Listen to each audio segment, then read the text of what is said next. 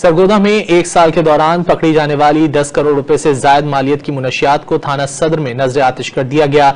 मजीद जान लेते हैं डॉन न्यूज के नुमाइंदे सैफ खान से। सैफ खान, इस कार्रवाई के हवाले से बताइए।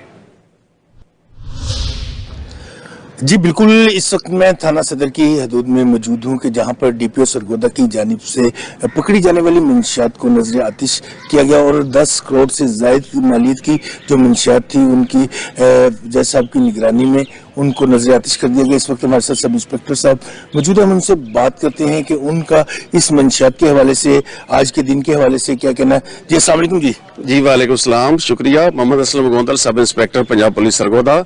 डीपीओ साहब असद एजाज मल्ली साहब की हिदायत पर हमने जुर्म पेशा लोगों के खिलाफ क्रैकडाउन करके करोड़ों रुपए की मंशियात जो पकड़ी थी इस साल में, हमने इसको नजर आतिश कर दिया गया और इनका भी इंशाल्लाह ऐसी कार्रवाइयां जारी रहेंगी। जी देखा कि इनकी बात सुनी, इनका कहना था कि ये जो साल भर की हमारी कार्रवाई थी उस कार्रवाई को हमने सामने रखते हुए आइंदा भी हम इस कार्रवाइयों के खिलाफ कार्रवाई करते रहेंगे और ऐसे लोग जो जराइम पेशा नासर है उनके खिलाफ कलाकुमा करेंगे।